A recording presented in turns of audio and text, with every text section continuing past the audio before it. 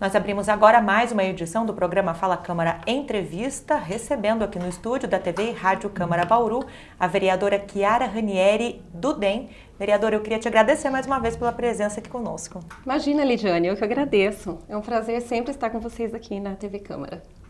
Bom, a gente começa falando sobre os precatórios, porque partiu da sua iniciativa o sobrestamento do projeto de parcelamento, projeto do Executivo para o parcelamento dos precatórios de 33 milhões de reais relativos à indenização da chamada floresta urbana. A imprensa noticia que o pedido de liminar da Prefeitura para a suspensão dos efeitos da execução da dívida foi negado pela Justiça. Essa movimentação muda o comportamento da Câmara nos próximos dias? Qual que é a expectativa com relação à conduta do plenário quando esse projeto voltar à pauta?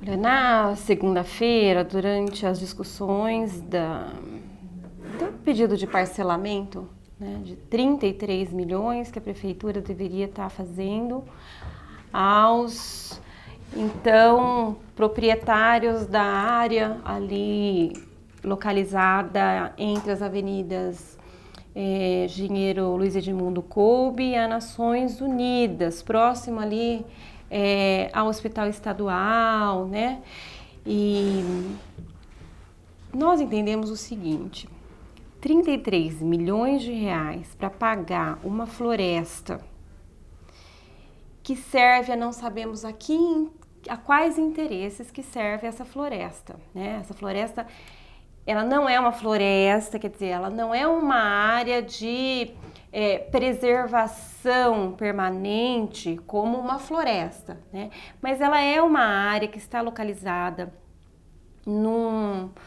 numa região importante da cidade, urbanizada, bem urbanizada, E que em 2008, quando da aprovação do plano diretor, foi colocada essa área, como outras, como sendo uma área de interesse ecológico, chamada área.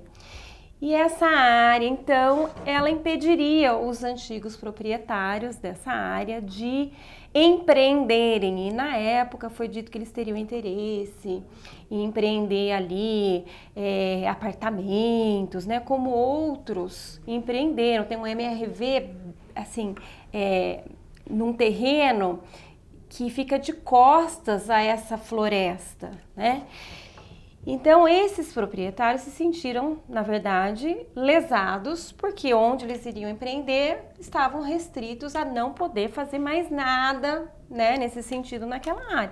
Nós até podemos entender isso, Lidiane, mas alguém teve a brilhante ideia de dizer, olha, aqui agora nós vamos fazer desse espaço aqui uma floresta urbana, sem pensar nas consequências. Então, está no plano diretor de 2008, é uma lei, E os proprietários moveram, então, a ação e a Prefeitura perdeu. Foi perdendo, e o valor dessa área, está super valorizado, em 200% o metro quadrado.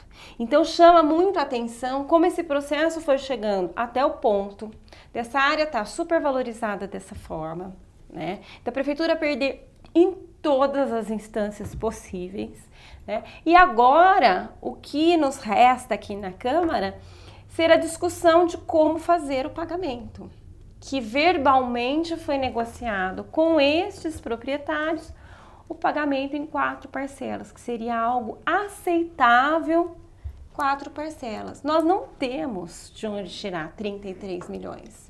Nós não temos investimentos a serem feitos de 33 milhões. Então, fala assim, nós vamos parcelar em 4 vezes. Então, o prefeito paga agora uma parcela, no próximo ano ele paga mais uma parcela, e o próximo prefeito paga mais 2 parcelas e resolvemos o problema. Não é algo aceitável. Nós estamos falando de 33 milhões que poderiam ser destinados a equilibrar graves problemas que nós temos no município. Com 33 milhões se faz bastante coisa importante, E não manter uma área ali no meio da cidade chamada de floresta urbana. é algo assim que chama muito a atenção.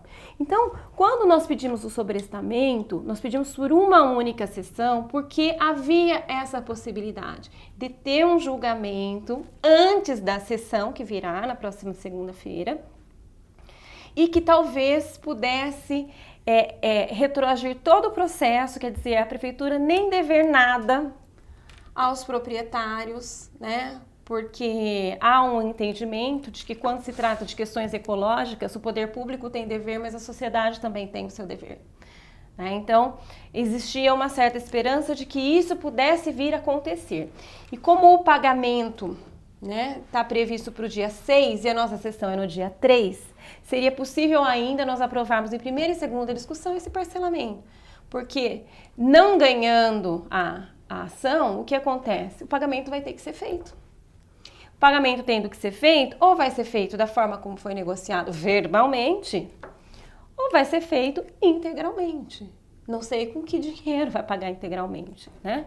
E não pagando integralmente, nós corremos sérios riscos de termos aí recursos que vêm destinados, né, pelo Fundo de Participação dos Municípios, sendo aí retirado, enfim.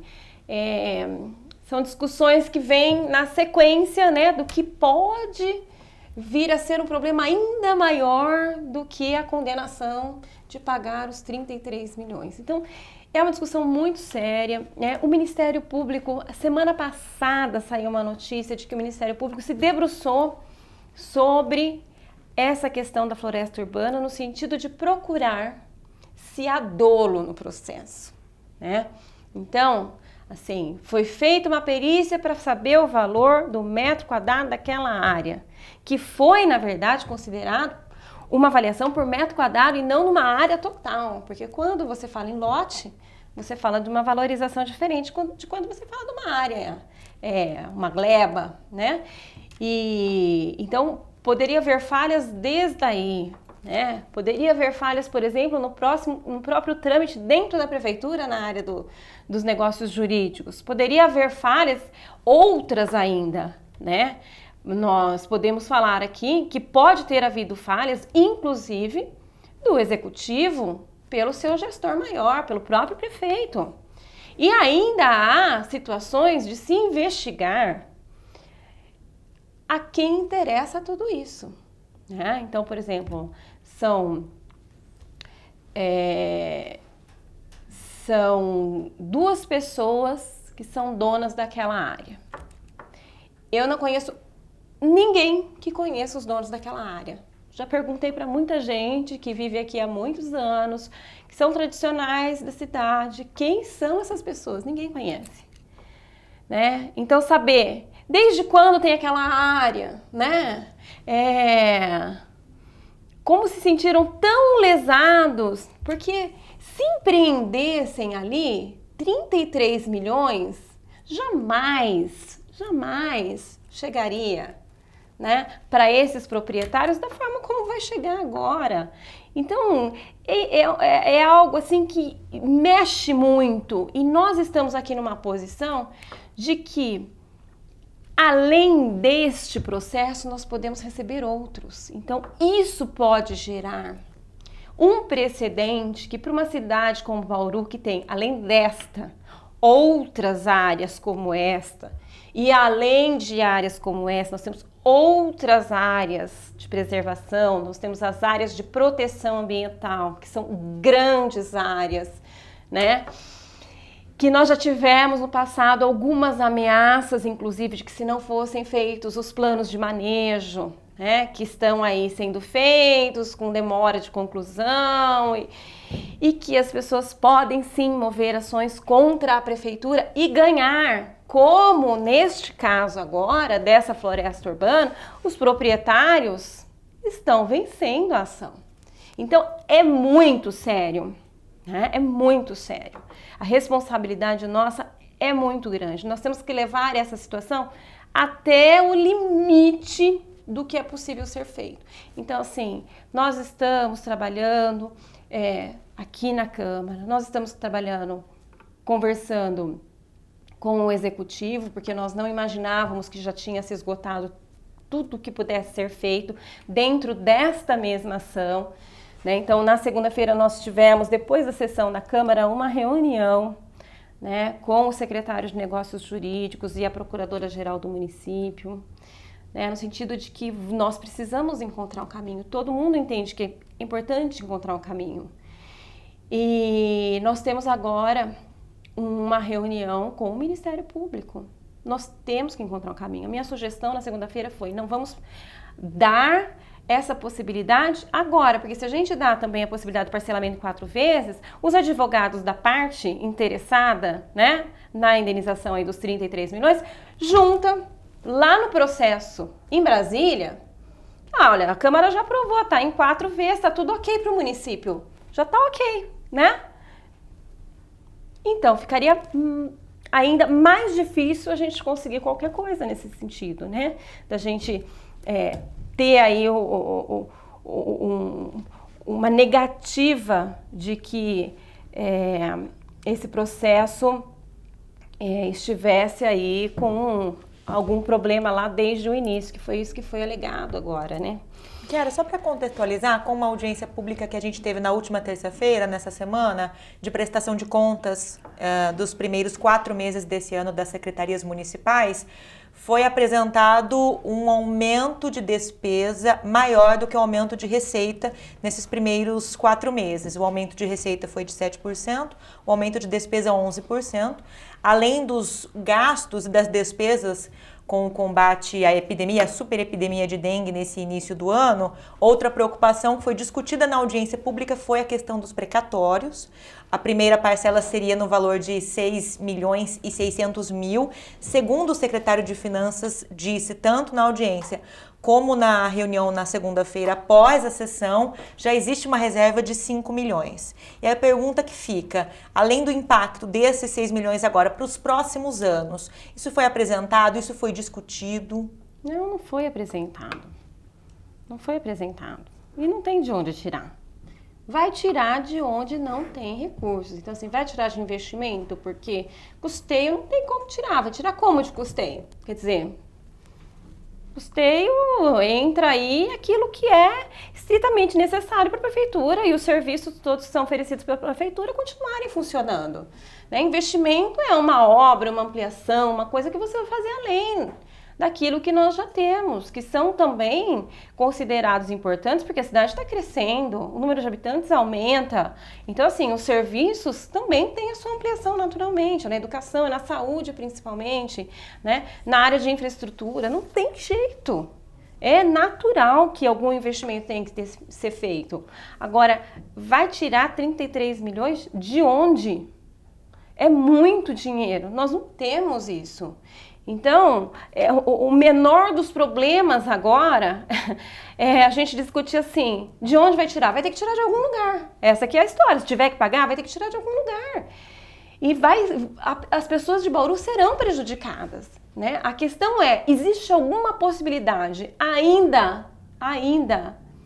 que possa minimizar essa indenização, quer dizer, se comprovar que o valor que foi lá no começo da ação colocado, né, que nós entendemos de uma supervalorização de 200%, existe alguma possibilidade de a gente ajustar isso? Existe alguma possibilidade, né, de não existir todo esse processo, ser considerado ainda falha de processo e o processo retroagir a 0 e ter que se começar tudo de novo? Existe alguma possibilidade de a gente devolver essa área para os proprietários sem ser considerada floresta e empreendam?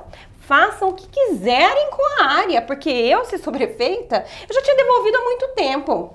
Antes de qualquer outra coisa, já tirava do plano diretor e falava assim, olha, isso daqui é um problema, os proprietários estão movendo uma ação. Isso daqui não serve para Bauru, isso não agrega a Bauru, isso prejudica a Bauru. Eu vou manter uma floresta que custa 33 milhões e eu vou tirar de onde não tem para manter a floresta intacta lá, porque é uma floresta que não serve aos proprietários e para Bauru serve de preservação. Que tem gente aqui em Bauru que acha uma maravilha essa preservação, a 33 milhões.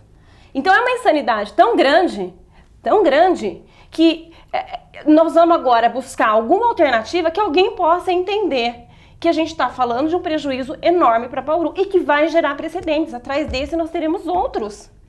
Então, ou a gente vai resolver isso agora, ou, Lidiane, nós vamos ter um problema enorme a curto, médio e longo prazo na cidade de Bauru. É muito sério.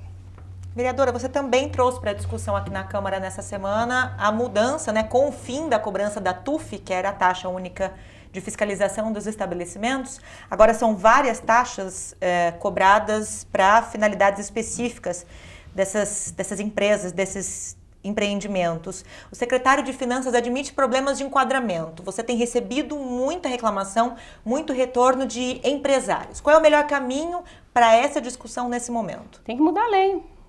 Tem que mudar a lei, não tem jeito. Porque o que aconteceu? Quando foi instituído a TUF, lá em 2009, se eu não me engano, 15 taxas foram, na verdade, concentradas em uma única. Né? Então, algumas pessoas que, na verdade, tinham um valor muito significante, tiveram que pagar um valorzinho um pouquinho maior, tal, mas eram valores, né, que, de um certo modo, eram aceitáveis. O que aconteceu agora é que dessa TUF, né, então, de 15 virou uma. Agora pegaram essa única taxa e dividiram em 3. Por quê? Foi colocado como inconstitucional a cobrança de uma taxa por serviços que não são feitos. Então, quando a gente fala de taxa, a taxa tem a sua especificidade. É por um serviço que está sendo prestado diferente de um imposto. Que o imposto é no geral. A taxa não. Então, por exemplo, agora dividiu a taxa da TUF em 3. Em serviços que são da Secretaria de Planejamento, da Secretaria de Meio Ambiente, da Secretaria de Saúde. Então, o secretário explicou o seguinte, que ele pediu para que as secretarias passassem o valor do custo do serviço de fiscalização, porque é uma taxa de polícia, de fiscalização. Então, quanto custa para a Secretaria de Saúde ir num estabelecimento, fazer a fiscalização da área da saúde? Ah, é baixo risco, baixo risco, alto risco. Vamos calcular por metro quadrado. Fizeram uma composição por metro quadrado. Então, assim, se é baixo risco, custa tanto, se é alto risco, custa tanto. O que aconteceu? Nós tivemos, por exemplo, e aí eu trouxe alguns casos na sessão da Câmara. Nós tivemos, por exemplo, olha que situação, um proprietário de uma clínica geriátrica. Ele precisa ser fiscalizado pela saúde. Ele pagava R$200 pela clínica dele, que tem 250 metros quadrados. Pequenininha, 250 metros quadrados. A taxa chegou para ele a R$2.200. Então, assim, não é a taxa, é mais essa taxa. Porque taxa nós temos várias, né? A gente paga pela iluminação, a gente paga imposto, a gente paga tudo. Então, de 200 para 2.200, como é que a gente justifica para a pessoa que nos procura que pagava 200 e agora vai pagar 2.200? Que serviço é esse de fiscalização que a Secretaria de Saúde está prestando que custa R$2.200? Quantos dias a pessoa vai ficar lá fiscalizando? 250 metros quadrados. Então, não cabe você calcular o custo de um serviço de fiscalização nesse valor. Não existe isso. A pessoa vai passar por lá, né? Em uma hora vai avaliar tudo, vai emitir um documento que custa R$2.200. Então, um posto de gasolina que é fiscalizado, por exemplo, pela CETESB, a mesma história, já paga por uma fiscalização e paga também uma fiscalização para a prefeitura, nas mesmas condições. O teto é 2.200, só não subiu mais porque o teto é 2.200. Porque se fosse calcular por metro quadrado e não tivesse o teto, ia ter estabelecimentos pagando aí mais de R$8.000 com certeza absoluta. Então, assim, tentaram ajustar, mas na hora de fazer o cálculo do custo, erraram. Então, para nós aqui, quando chegou o projeto, chegou de uma maneira de que, olha, é o justo, porque quem precisa da fiscalização da saúde não precisa da Secretaria de Meio Ambiente ou da de Planejamento, vai pagar só o da saúde. E veio um absurdo de valores, né? Então, chocou muita gente. Nós não temos a justificativa, só tem como a gente ajustar isso se mexer na lei. Então, nós estamos esperando aí que algum questionamento mais sério seja feito na prefeitura e que essa cobrança agora seja revista imediatamente. né? Mas nós temos os casos das pessoas que já até pagaram, né? Então, o ajuste precisa ser imediato. Nós conversamos com a Secretaria de Finanças, nós conversamos com a Secretaria de Negócios Jurídicos, né? Tudo caminha para que seja regularizado agora o mais rápido possível. Mas, de qualquer forma, é um problema sério, porque a taxa foi instituída no final do ano passado, de maneira a toque de caixa, como sempre, né? O projeto veio para ser aprovado até a última sessão de dezembro, que acontece sempre no meio de dezembro, né? Então o projeto ficou na casa por volta de 15 dias, então foi um tempo assim insuficiente para que se fizesse uma avaliação mais aprofundada, como é o caso de instituição de taxas. Então os vereadores acreditaram naquilo que foi apresentado. E na apresentação não foi colocado, por exemplo, de que ao se mudar essa taxa, que é uma taxa que tem uma importância muito grande, inclusive para os contadores, que são as pessoas que cadastram os estabelecimentos, e esses estabelecimentos, na verdade, tem todo esse cálculo feito em cima desse cadastro que o contador faz, que também não foi informado, como foi quando foi criada a TUF. Quando foi criada a TUF, foi discutido com o OAB, com o Sindicato dos Contabilistas, com o CADEM, né? Então, foi amplamente discutido. Dessa vez, não. Então, eles alegam que contadores fizeram o cadastro errado. Mas se fizeram errado, é porque não foi feito a discussão da forma que deveria ter sido feita. Então, é um problema de toda a ordem. E, na minha opinião, não tem jeito, tem que mudar essa lei, né? E a gente espera que neste momento a prefeitura consiga resolver o problema de todos estes que estão fazendo a reclamação, de alguma maneira, porque não tem justificativa para se alterar o valor de uma taxa como essa, né, de um ano para outro. Nada subiu tanto. Kiara, só para a gente amarrar a nossa entrevista, eu gostaria de falar agora sobre educação, que é um assunto que você domina, aproveitando a audiência pública nessa semana aqui na Câmara, que vai discutir a violência nas escolas. Foram noticiados há cerca de um mês casos de agressão na escola tradicional da cidade, que é Ernesto Monte. A diretora regional de ensino deu uma declaração dizendo que foram casos isolados, mas que as pessoas já tinham sido identificadas e que providências estariam sendo tomadas. Você ventilou a intenção de fazer uma série de visitas a escolas públicas do município, das redes estadual e municipal, para verificar em loco como está a situação. Eu te faço duas perguntas. A primeira, são de fato casos isolados? E a segunda, existe a possibilidade de intermediar um convênio entre a educação e a saúde para que psicólogos na área escolar possam fazer orientação e acolhimento desses jovens? Eu acho que assim, existe uma preocupação, de um modo geral, dos educadores com relação à necessidade de psicólogos atuarem dentro das escolas. Isso é geral, não é escola municipal, estadual ou privada, não é uma situação de escola de educação infantil, fundamental, 1 e 2, média ou superior, é uma situação de todos. É uma situação de todos. Então, essa necessidade, eu acho que ela precisa ser amplamente discutida. Então, o psicopedagogo, né, nas particulares, está muito presente, em todos os níveis de ensino. No município, da outra vez que eu estive na Câmara, que eu fui vereadora, eu cheguei a colocar, inclusive, no plano, né, que a gente teria que fazer um esforço para estar contratando psicopedagogos, fonoaudiólogos, dentistas, que esses profissionais estivessem dentro das escolas, porque do meu ponto de vista, acaba colaborando demais com as famílias, estando dentro da escola. Então não é só com a gestão da escola, com os professores, mas ela transcende.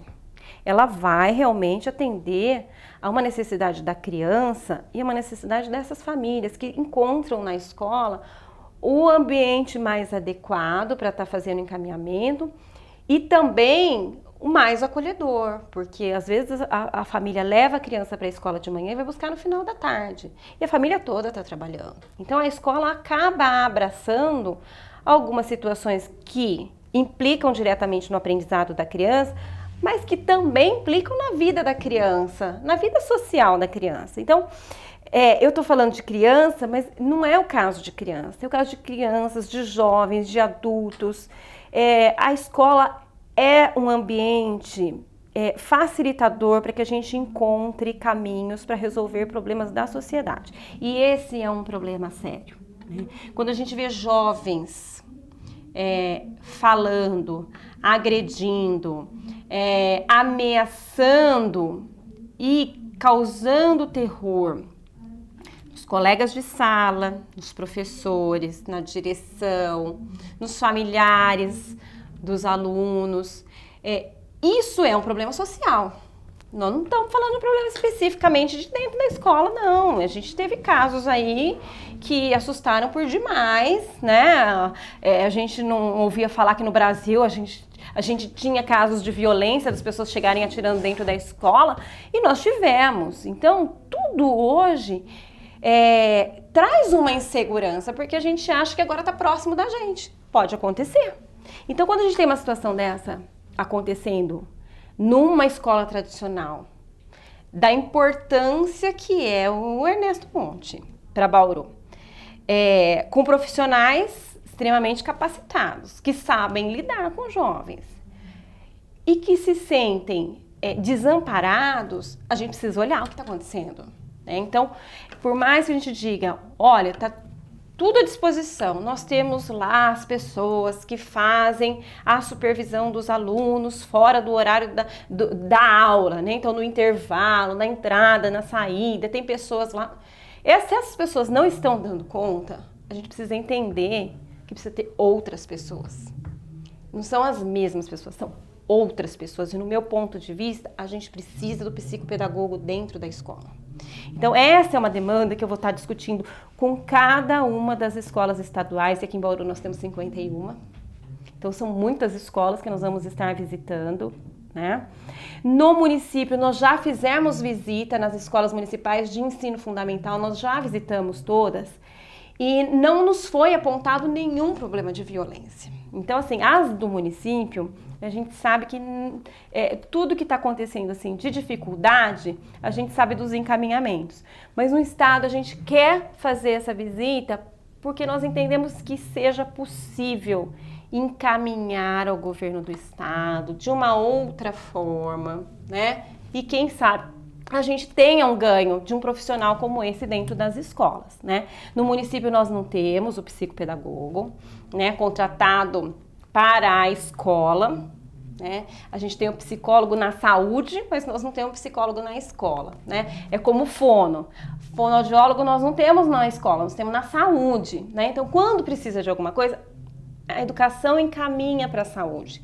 E, na verdade, de muito tempo, nós entendemos que esses profissionais têm que estar dentro da escola. É um profissional da educação, né? O psicopedagogo é um profissional da educação e tem que estar dentro da escola. Então, nós vamos fazer todo um encaminhamento nesse sentido, como temos feito já com relação ao transporte escolar e com relação ao atendimento de saúde também, através de convênio pela própria educação, né? Então, essas são demandas assim, que não são demandas municipais, né, Lidiane?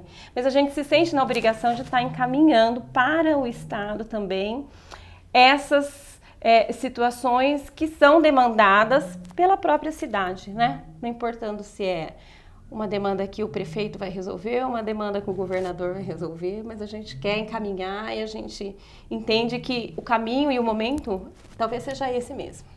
Bom, esses são os apontamentos e as cobranças da vereadora Chiara Ranieri, do DEM, aqui no programa Fala Câmara Entrevista. Vereadora, obrigada pela presença. Eu é que agradeço, Lidiane, é sempre um prazer, estou sempre à disposição. Bom, este programa é o espaço para a prestação de contas do parlamentar bauruense. Você acompanha pelos nossos canais da TV e Rádio Câmara e pode acessar também na íntegra pelo YouTube. Procure o nosso canal TV Câmara Bauru. Até a próxima.